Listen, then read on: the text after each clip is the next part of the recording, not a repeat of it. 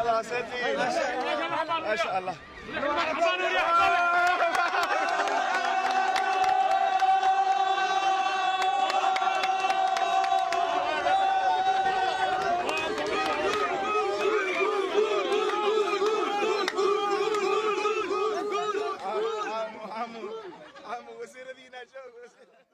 dhammaan dadka sharafta leh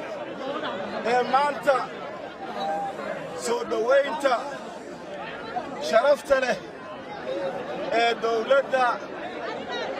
wufuuddeedii ka kala socdaan degmada Afgooye gobolka Shabeellaha Hoose maamulka Koonfur Galbeed dawladda dhexe ee wasiirada xukuumadda oo uu madax ka yahay ra'iisul wasaare xasan cali khayre gudoomiyaha baarlamaanka mudane maxamed sheekh mursal cabdiraxmaan madaxweynaha jamhuuriyadda Soomaaliya mudane maxamed cabdullaahi farmaajo oo intaba dadkii matalayay oo ay hortiina taagan yihiin dawladda federaalka oo aanan u kala harin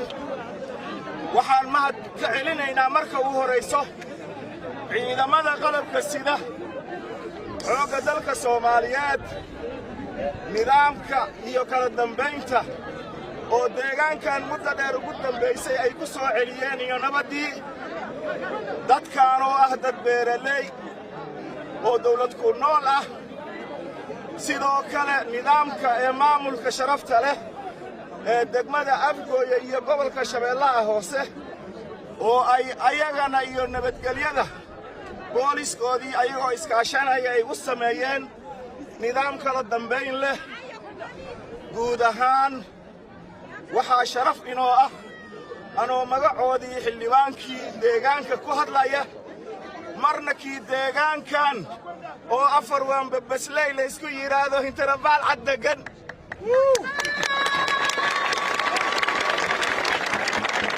marna anigoo degmada Afgooye matalaya oo deegaankaygii degmo ah marna anoo gobolka Shabeellaha Hoose aan matalayo oo gobolkaygii ah marna anoo maamulka Koonfur Galbeed aan matalayo oo maamulkaygii ah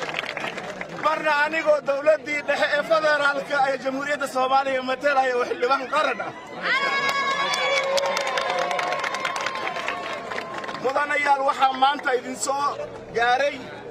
wafdi ay hogaaminayaan golaha wasiirada oo ay ka kala socdaan wasaaradda gargaarka iyo ka hortagga masiibooyinka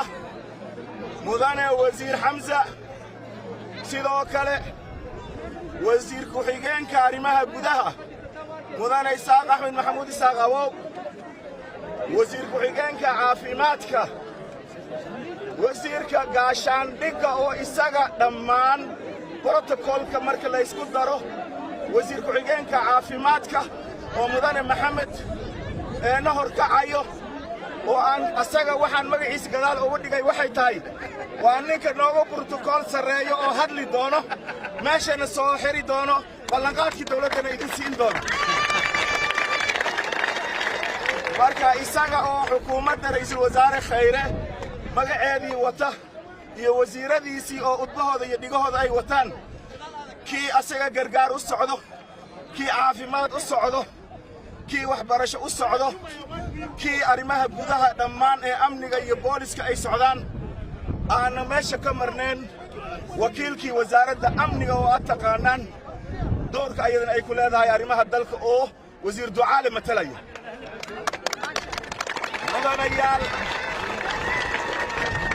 aniga magaciina inaan oga mahad celiyo dawladda oo horeyna u soo booqday halkan madaxweyne farmaajo ayaan maantana waxaan rabaa inay arkaan dadkan ee Soomaali aan u sheegnay inay abaartii 49kii meeshii Soomaali oo dhan wax looga qeybay iyo cuntada ee ayada u gurmatay inay deegaankan ahaayeen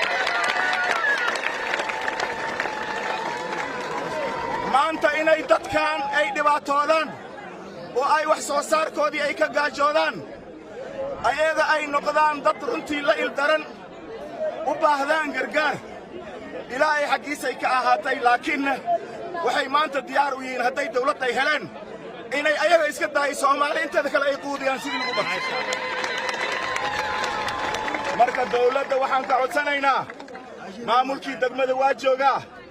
maaliyadda ninkii mas'uulka ahaa degmada Afgooy waa joogaa wakiilka arrimaha bulshada waa joogaan